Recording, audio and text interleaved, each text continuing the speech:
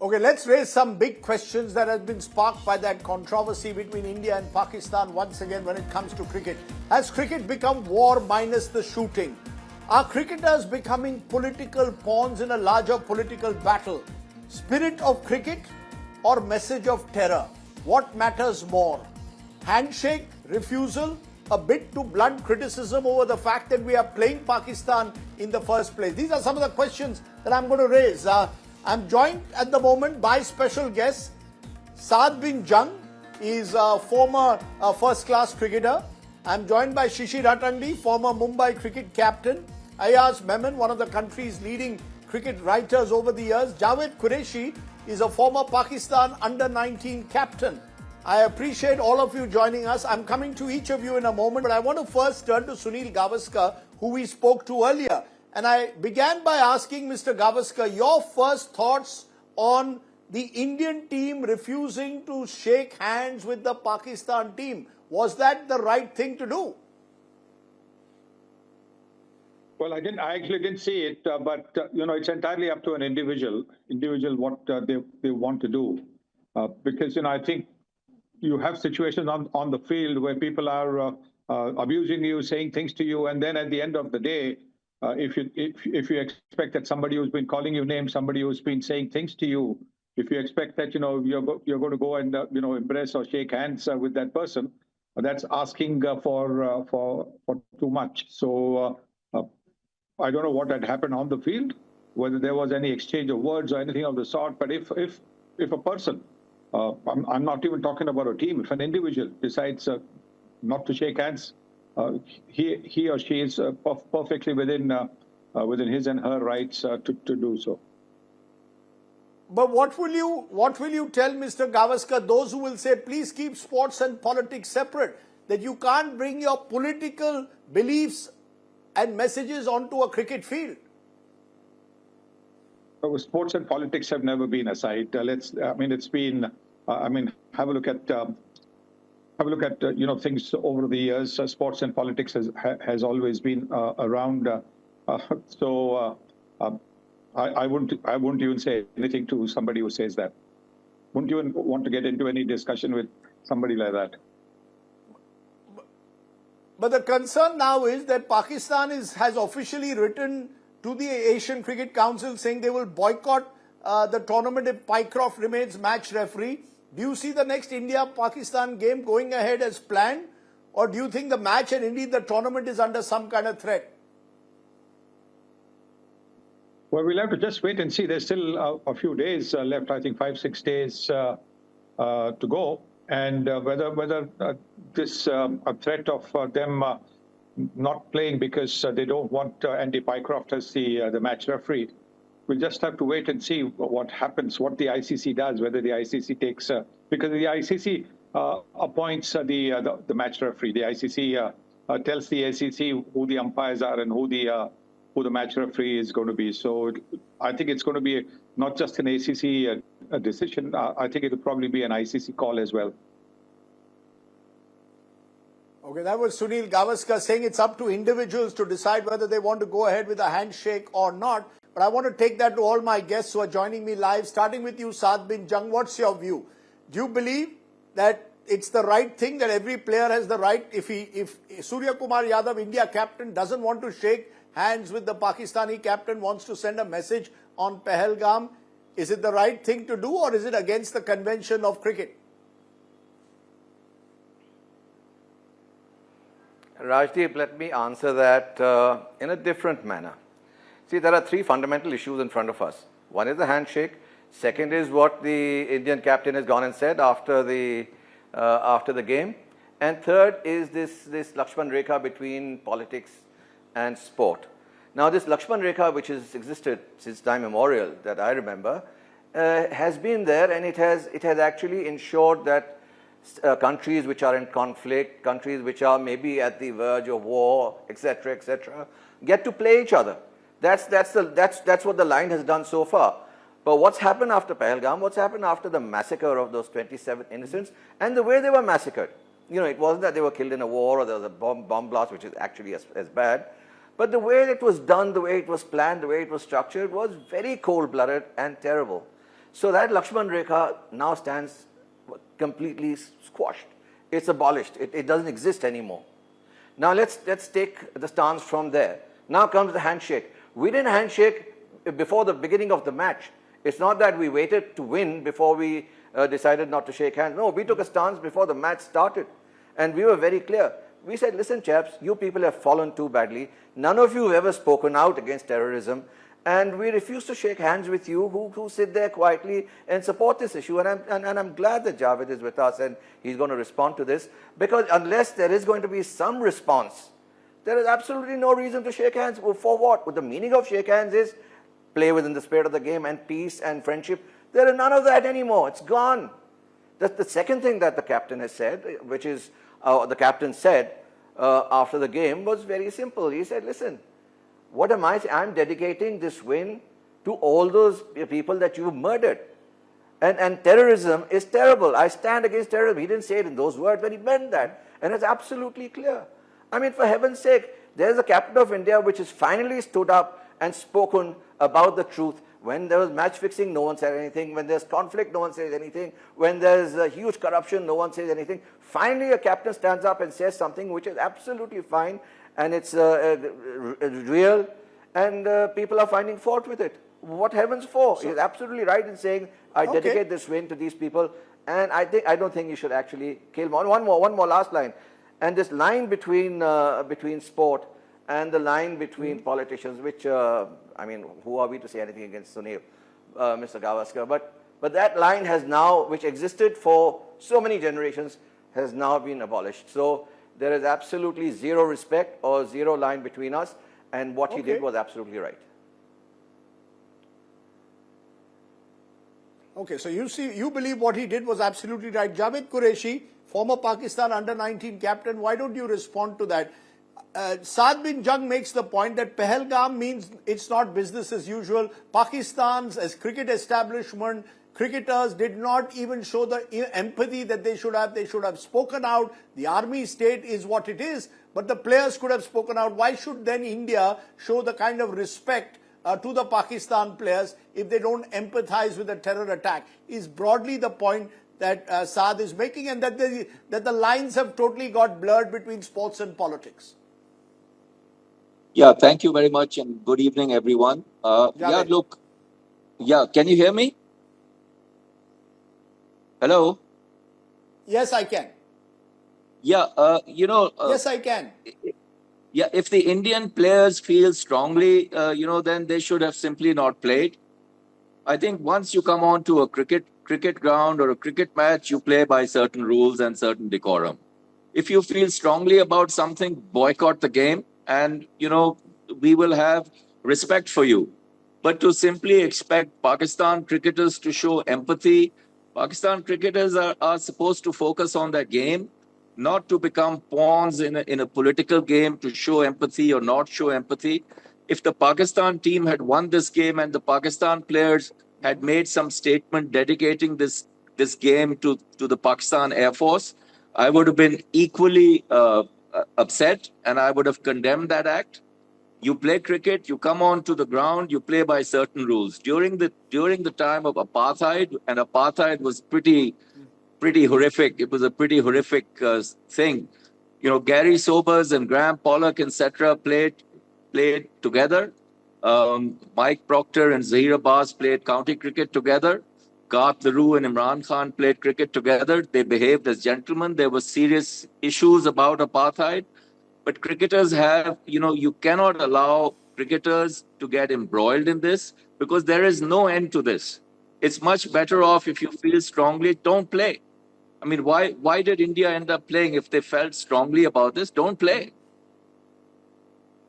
That's my 2 cents. You're saying that you're saying that that cricketers cannot bear the can for what our politicians do or don't do. You're saying don't target the cricketers. Is that what you believe? Sports has to be kept separate from politics. Is that a bit of a romantic notion? No, it's not a romantic notion. If you feel strongly, don't play. Don't boycott the game. But once you get into the ground, you play by the rules. Mm-hmm. I'm all for using sport as a Okay. principle, but then don't Shishir play. Atandi. Yes. Okay, Shishir Atandi, respond. You've heard two very different views. Saad bin Jung saying Surya Kumar Yadav did just the right thing. Javed Qureshi saying once you come on the field, then you've got to be cricketers first. You can't be soldiers in uniform once you're on a cricket field. If you don't want to play Pakistan, don't play. But when you play, then play by certain conventions. Your response? Yes, play by certain conventions, Rajdeep. Once you get on to the 75 yards. And if you don't feel that it's right to play, don't play. And I think if Surya has voiced an opinion out of his own choice, then I think the bigger thing would be to not play against Pakistan and say, I'm unavailable to play in this tournament. And I think everybody who believes that he shouldn't have been playing this game because of the sentiment and because of the empathy he had over what happened in Pahalgam, he needed to do the same. The fact is, the bigger question is, did this come out of Surya's heart, or was it a scripted statement that he was compelled to say? Because for me, it's all about players are really simple people. Cricketers are simple. They know only how to play cricket. They don't look beyond that. How to excel in their craft and make sure that they raise the bar for themselves as sportsmen. So my bigger worry is, is this a scripted piece that they have had to say because of the situation? Mm-hmm. But the bigger point is, if you feel so strongly about this sentiment, don't play. I mean, we are the powerhouse of world cricket. So if you really feel so strongly, you're saying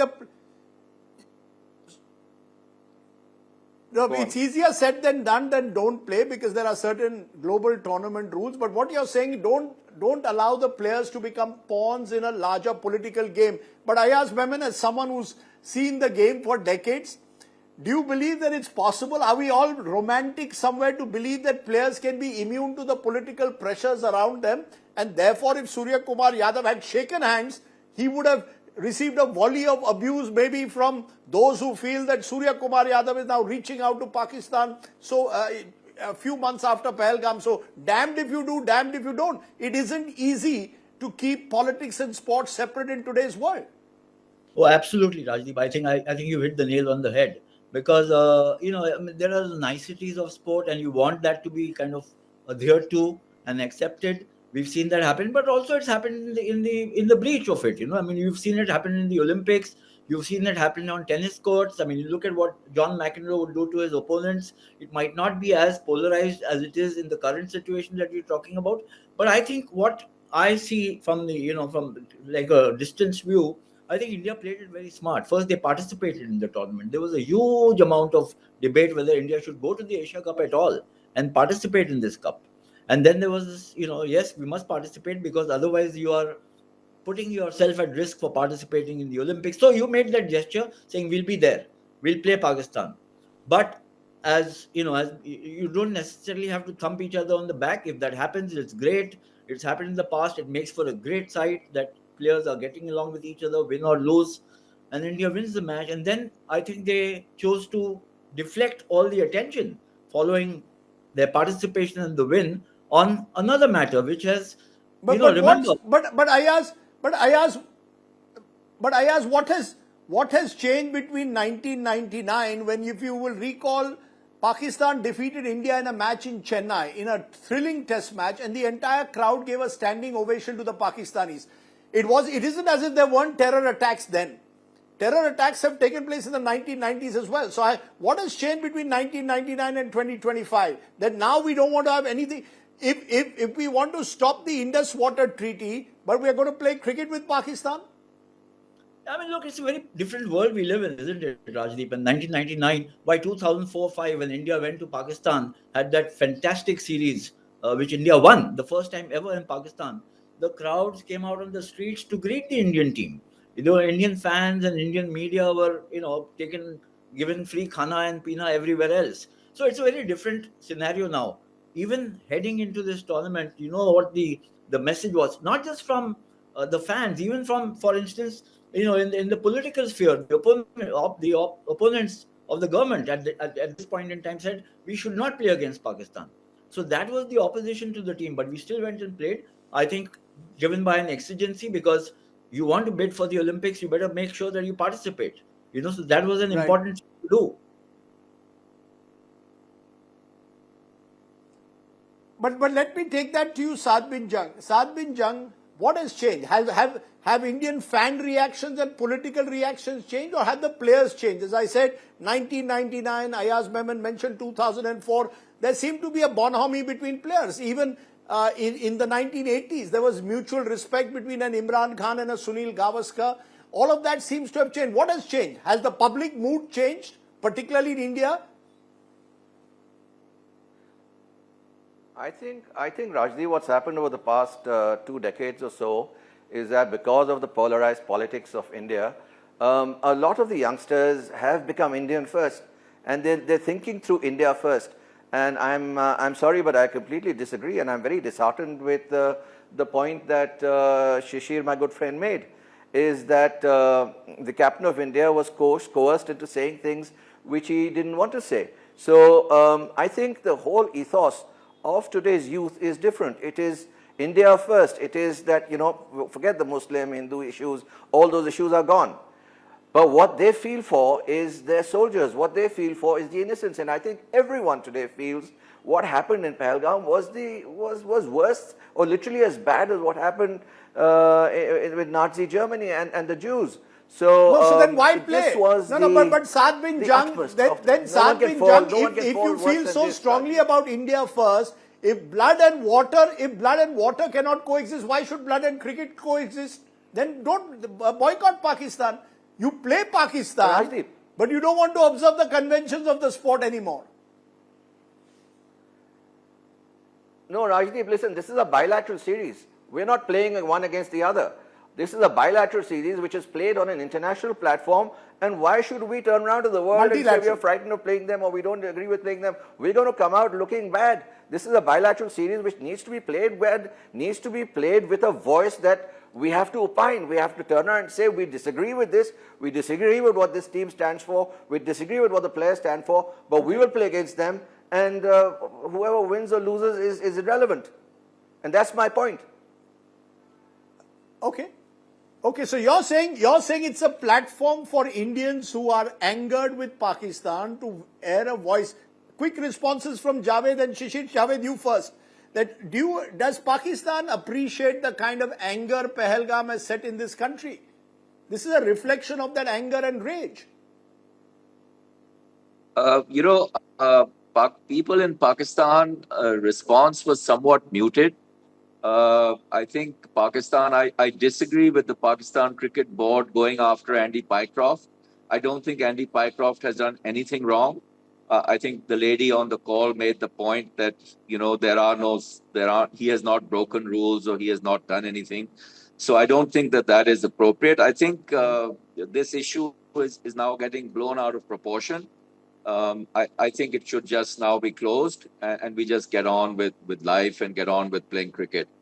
As far as the passion is concerned and wearing your patriotism on your sleeve, there's nothing wrong with that.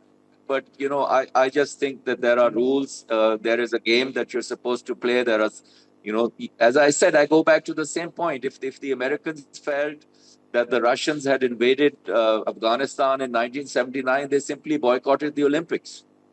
You don't participate in the Olympics and you go out of your way to snub Russian athletes. I just don't see how that works. And there's no end to this. I mean, are we now going to see the Pakistan players do the same thing? You want a final word, Shishir Atagli, very quickly. Saad bin Jung says he doesn't agree with you. You're the cricket romantic here. Saad bin Jung is saying he represents the young Indian. My final take on angry this, with Pakistan. If I had to rewrite the script, I would have said, if I was India captain, there's very little chance of that, but I would say that we played this game for all that has happened, for people who died at Pahalgam and the families, not about a win. This is not about a win. This is about playing a game of cricket, and that is That is why you played the Asia Cup. It's about playing the match. It's not about winning or losing. What if you had lost? What if that you had that one bad day in the office? Would you have said that? No, you would have not said anything. So it's important to get things into context. If you feel so strongly about something, say that you played this game of cricket because you want to dedicate it to what happened in Pahalgam, and your thoughts are with the families and the soldiers. That's all. And let's have leave just it one there. last point. Gentlemen, And let's have... appreciate you joining us on our top talking. Yes, very quickly. I'm saying let's have consistent rules. Yes. Then when Usman Khwaja talks about the Palestinians, then, let him talk about the Palestinians. But we can't block him down. We can't cut him off then because we don't like what he has to say. And, therefore, you're probably better off by simply not allowing anybody. Good point. Fair point. Fair point. Fair point. Let's leave it there. I appreciate you joining. I have my take. I feel strongly about these issues, so let me give you my take. I have always been a firm advocate of Indo-Pak cricket in the hope that sports can build bridges where politics cannot. No longer. The hope of sports as a bridge builder between two hostile neighbors has been dimmed in recent times. The terror attack in Pahalgam and the complete lack of empathy shown by the Pakistani army state, and dare I say even more troubling, the incendiary remarks made by some former Pakistani players, make it apparent that it could no longer be business as usual with Islamabad. The Modi government made it clear that blood and water cannot flow together by putting the Indus Water Treaty on hold. How then can cricket and terror coexist? Last night's game only further shows how sport is only now an instrument for competitive jingoism. When a game becomes a platform for war minus the shooting, when performative nationalism takes over, and when players cannot even show the minimum courtesy of shaking hands with each other, there is something horribly wrong. Next time, either don't play cricket with Pakistan, or if you believe it's a compulsion, then gracefully accept conventions of sport, including a handshake. Let's not reduce cricketers to pawns in a larger battle, only to cater to domestic constituencies looking to settle scores. Sports is expected, my friends, to bring out the best in us, not the worst. Else we are hurtling down a very dark and slippery slope where players will be expected to play the role of soldiers in uniform. And if the players, BCCI and GOI, Government of India, want to truly put the victims of Pahalgam first, here is my suggestion. All your earnings from India-Pakistan cricket games should go to support the families of the victims of Pakistan-based terror.